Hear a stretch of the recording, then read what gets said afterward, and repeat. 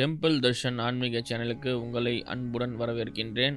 நான் உங்கள் பரத்ராஜ் பேசுகின்றேன். இப்போ நம்ம பார்க்க போகிற விஷயம் என்னன்னு பார்த்தீங்கன்னா, மகா சிவராத்திரி. இப்போது இந்த மகா சிவராத்திரி எப்படி உருவாச்சு, என்னென்ன பண்ணலாம், நமக்கு என்ன பெனிஃபிட், அதை பார்க்க போகிறோம். இந்த சிவராத்திரி வரலாறு, சிவராத்திரி எப்படி உருவாகுதுன்னு கேட்டிங்கன்னா, தேவர்கள் வானுலகில் ஒரு பெரிய விழா எடுக்கிறாங்க. இந்த விழாவின் போது என்ன பார்த்தீங்கன்னா, தேவேந்திரன் விழாவின் பொறுப்பேற்று தேவர்களின் அதிபதியாக ஐராவதம் என்று சொல்லக்கூடிய வெள்ளை யானை மீது பவனி வருகிறார். எல்லாரும் எப்படி வீட்டு வீடாக அவர் பவனி வர்றார், எல்லா தேவர்களுடைய வீட்டுக்கும்.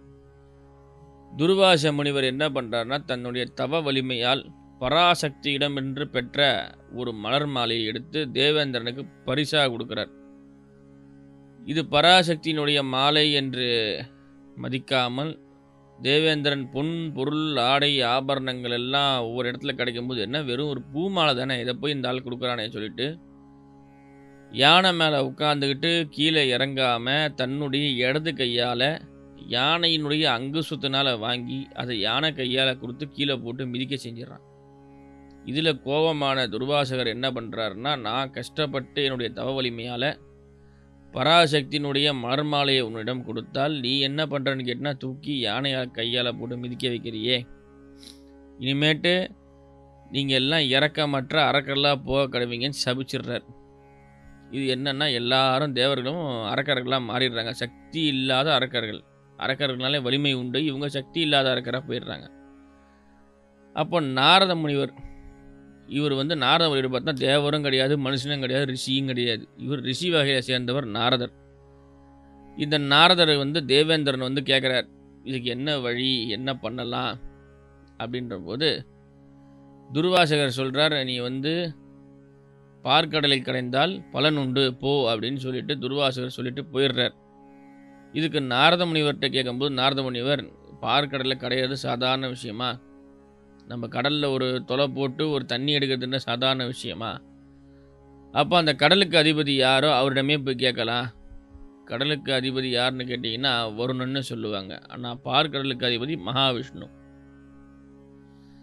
இந்த மகாவிஷ்ணுவை போய் கேட்போம் அப்படின்னு இவங்க எல்லாரும் கிளம்பி மகாவிஷ்ணுவை போயிட்டு வைகுண்டத்தில் போய் தரிசனம் பண்ணி இந்த மாதிரி ஆயிருக்குன்ற தகவலை சொல்கிறாங்க.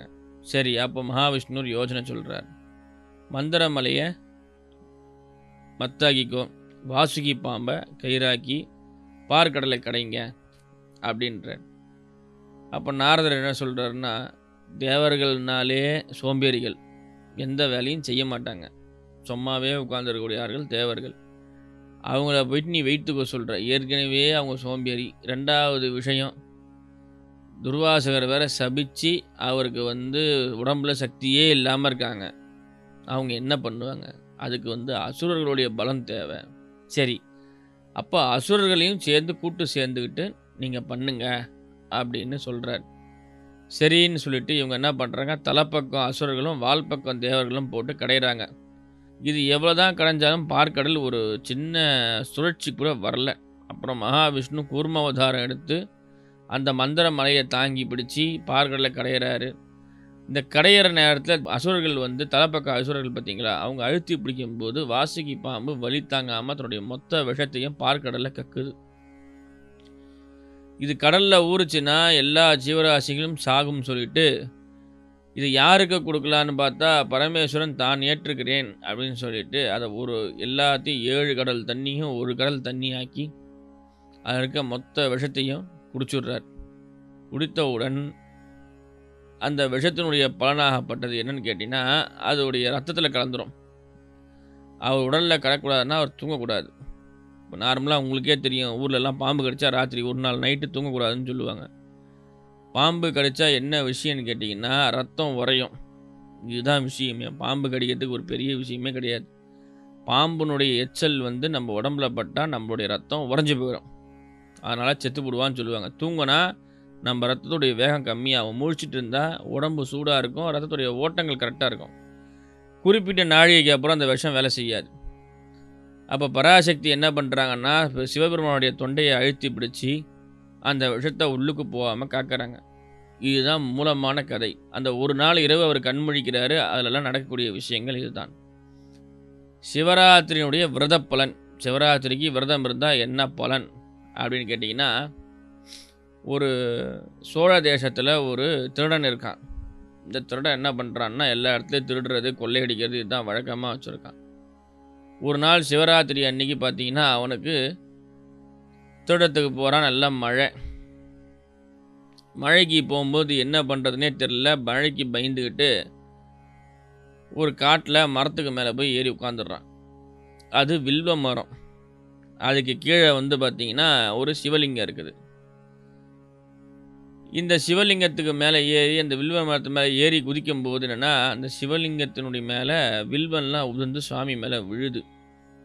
ரெண்டாவது அதுக்கப்புறமா அவன் கீழே இறங்கி சுற்றி கித்தி பார்க்கும்போது ஒரே காவலாளிகளாக இருக்கும்போது என்ன பண்ணுறது தெரியல. அவன் என்ன பண்ணுறான்னா, அங்கே இருக்கிற காய்கறி பழங்களையே சாப்பிட்டு அப்படியே சிவலிங்கத்துக்கு பின்னாடி போய் சாஞ்சிக்கிறான். சரி, இன்றைக்கி என்ன பண்ணுறது என்னன்னு தெரியலையே. இன்றைக்கி ஒரு பொழுது நம்ம சிவசிவான்னு இருந்துட்டு இங்கேயே சிவனையான்னு இருந்துட்டு நாளைக்கு ஊருக்கு போகலான்னும் போது ஒரு பாம்பு கடிச்சு அவன் உயிர் போகுது. அப்போ யம தூதர்கள் தூக்கிட்டு போகிறாங்க. அப்போ யம தூதர்கள் தூக்கிட்டு போகும்போது பார்த்திங்கன்னா, அந்த ஆன்மாவை தேவகணங்களும் கேட்குது. இந்த ஆன்மா சொர்க்கத்துக்கு போக வேண்டிய ஆன்மா அப்படின்னு சொல்லுது. அப்போ சித்திரகுப்தன் தோன்றி என்ன சொல்கிறாருன்னா, இவன் இவ்வளோ பாவம் பண்ணியிருக்கான், இவனை போய் சொர்க்கத்துக்கு போகணும்னு சொல்கிறீங்களே, ஏன்னா உங்களுக்கு கணக்கில் பிழை இருக்கா, நீ மாற்றி கூப்பிட்டு போகிறேன்னு சொல்லி சித்திரகுப்தன் சொல்லும்போது, அப்போது பரமேஸ்வரன் தோன்றி என்ன சொல்கிறாருன்னு கேட்டிங்களா, அந்த ஒரு நாள் அவன் அன்ன ஆகாரம் எதுவும் சாப்பிடாமல் மழையில் நனைஞ்சான், குளிச்சுட்டான். அன்றைக்கி ஃபுல்லாக பட்னி. வில்வத்து மரத்து மேலே ஏறி குதிக்கும்போது அந்த இலையெல்லாம் சுவாமி தலையில் விழுது. அதெல்லாம் என்ன ஆச்சுன்னு கேட்டிங்கன்னா, அவன் அர்ச்சனை செய்துட்டான், சிவனுக்கு அர்ச்சனை செய்து விட்டான். ரெண்டாவது சிவலிங்கத்தை பின்னாடி சுற்றி முட்டி காவலாளியை தேடும்போது இந்த சிவலிங்கத்தை சுற்றி வந்துடுறான். காவலாளிகள் இருக்காங்களா இல்லையான்னு தேடும்போது சிவலிங்கத்தை சுற்றியும் வந்துடுறான். மூன்றாவது சிவனுடைய பேரையே சொல்லிடுறான் வாயால், சிவனேன்னு நம்ம இங்கே இருந்துட்டு நாளைக்கு போகலாம் அப்படின்னு. அதுக்குள்ளே தான் உயிர் போகும்போது என்ன ஆகுதுன்னு கேட்டிங்கன்னா, இவனுடைய பாவங்கள்லாம் தீர்ந்துருதுன்னு சொல்கிறாங்க. ஆக பிழைகள் செய்தாலும் இந்த விரதத்தை கடைபிடிக்கும் போது அந்த பிழைகள் மன்னிக்கப்படுது. ஒன்று, அதுக்கு நம்ம வேணும்னே பாவம் பண்ணாலும் அந்த பாவம் போகாது. நம்ம இருக்கிற பாவத்தை குறைச்சிக்கலாம். ரெண்டாவது விஷயம் என்னென்னா, முசுகுந்த ராஜா. உங்களுக்கு எல்லாருக்குமே தெரியும் முசுகுந்த ராஜானா யாருன்னா, திருவாரூர் மாவட்டத்தில் ரொம்ப ஃபேமஸான ஆள் இந்த முசுகுந்த ராஜா. இந்த முசுகுந்த ராஜாவுடைய கதை என்னன்னு கேட்டிங்கன்னா, இதே மாதிரி ஒரு மகா சிவராத்திரி வேளையில் சிவனும் பராசக்தியும் என்ன பண்ணுறாங்கன்னா, ஒரு வில்வ மரத்தடியில் உட்கார்ந்து சிவோபதேசம் சிவபெருமான் பராசக்திக்கு சொல்கிறார். புரியுதுங்களா? பராசக்திக்கு சிவ உபதேசம் சொல்லும்போது என்ன ஆச்சுன்னா, இந்த குரங்கு மேலே போய் உட்காந்துருது, வில்வ மரத்துக்கு மேலே போய் உட்காந்துருது. கீழே சுவாமி அம்பாலும் இருக்காங்க. என்னடா இது, ஒரு ஆம்பளையும் பொம்பளையும் கீழே உட்காந்துருக்காங்க, நம்ம எப்போ இறங்கி போகிறது, இவன் கல்லால் கில்லால் அடிக்க போகிறான்னு சொல்லிட்டு மேலே இருந்து என்ன பண்ணுது, வில்வத்தை எடுத்து சாமி மேலே தூக்கி போடுது. சிவபெருமான் மேலே வில்வத்தை பிச்சு பிச்சு போடும்போது சிவபெருமான் சரி பராசக்தி நினச்சாங்களாம், சரி ஏதோ இலை மேலேருந்து காற்றுல அசைஞ்சு சாமி மேலே உழுது போகிறதுக்கு நினச்சிக்கிட்டு பராசக்தி இருந்தாங்களாம். திடீர்னு என்ன பண்ணிச்சான், கிளக்கிளையாக உருவி போட ஆரம்பிச்சுதான். என்னடா அது கிளக்கிளையாக உருவி போடுதே சுவாமி தலை மேலே சொல்லிட்டு, அது பராசக்தி இந்த குரங்கை தன்னுடைய பார்வையால் பார்க்கும்போது அந்த குரங்குக்கு மெய்ஞானம் வருது. அதாவது அஞ்ஞானம் போய் மெய்ஞானம் வருது. இந்த மெய்ஞானம் வந்தோடனே இந்த குரங்கு என்ன பண்ணுதுன்னா, கீழே இறங்கி சிவனையும் பார்வதியும் வணங்கி என்ன பண்ணுறது அப்படின்னு சொல்லி சுவாமி அம்பாள்கிட்ட கேட்கும்போது பரமேஸ்வரன் சொல்கிறாராம், தேவி குரங்குக்கு வரம் கொடு. வரம் கொடுக்கறதா? எதுக்கு வரம் கொடுக்கணும்? அது விளையாட்டாக தூக்கி போட்டாலும் அது வில்வம். அதாவது விளையாட்டாக மரத்து மேலேருந்து பிடுங்கி போட்டாலும் அதுக்கு பேர் வில்வம். அது உன்னையும் என்னையும் இந்த சிவராத்திரி அன்னைக்கு பூஜை பண்ணிடுச்சு. நம்ம அதுக்கு பலனாக வரம் கொடுக்கணும். அப்போது என்ன வேணும் அப்படின்னு கேட்கும்போது, பரமேஸ்வரா நீ இந்த சொல்லுக்கு நான் என்னுடைய உருவத்தை மாற்றாமல் அடுத்த பிறவி இந்த ஊரில் நான் சக்கரவர்த்தியாக பிறக்கணும்னு சொல்லி கேட்குது. அதனால தான் முசுகுந்த ராஜாவுக்கு குரங்கு முகம் இருக்கும். முசுன்ற குரங்கு குந்தம்ன்ற ஆயுதம் தாங்கி கரூரில் பிறக்கிறார். அவர் பிறந்த ஊர் கரூர், ஆண்ட ஊர் மாவட்டம் திருவாரூர். திருவாரூர் தியாகராஜர் கோவிலை கட்டினவர் அவர் தான். முசுகுந்த மகாராஜான்னு பேர். இந்த மாதிரி ஒவ்வொரு இடங்களில் இந்த சிவராத்திரியுடைய மகிமை எல்லாம் ஒன்று ஒன்றா இருக்குது.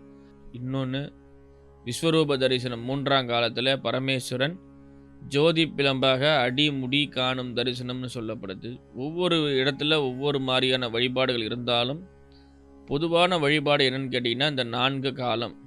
இந்த 4 காலங்கள் என்ன சொல்லுதுன்னு கேட்டிங்கன்னா 4 வேதத்தை குறிக்குது. அதாவது ரிக்வேதம், யஜுர்வேதம், சாம வேதம், அதர்வண வேதம். இந்த 4 வேதங்களுக்கு ஒவ்வொரு விதமான பூஜைகளும் ஒவ்வொரு விதமான இந்திரியங்களும் சொல்லப்படுது.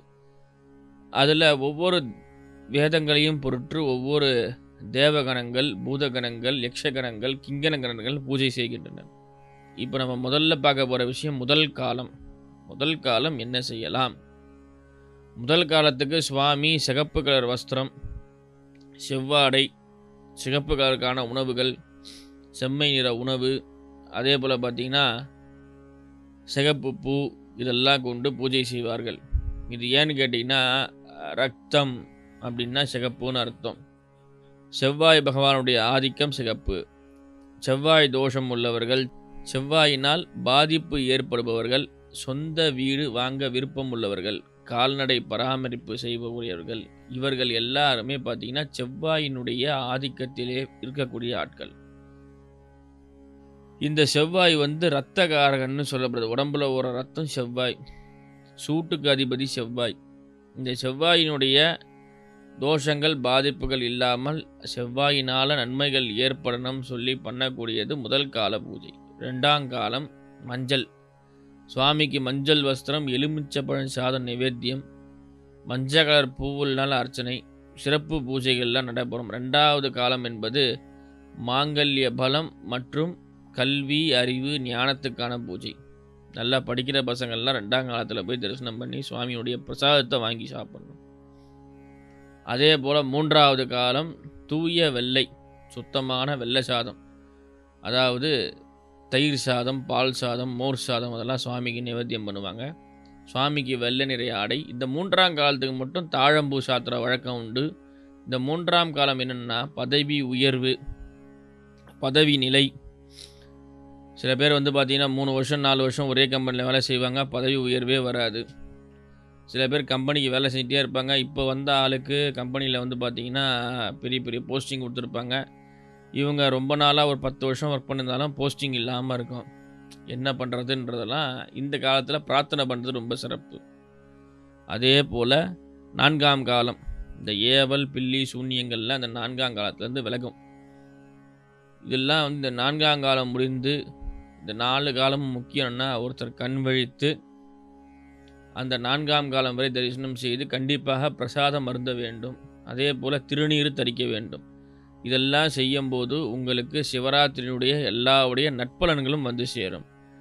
எனவே நீங்கள் எங்கே இருந்தாலும் உங்கள் வீட்டுக்கு பக்கத்தில் உள்ள சிவாலயத்துக்கு சென்று சிவபெருமானை தரிசித்து, அம்பிகையை தரிசித்து, நந்தியம்பெருமானை வழிபாடு செய்து எல்லா விதமான வளமும் நலமும் பெற வேண்டுகின்றேன். நன்றி, வணக்கம்.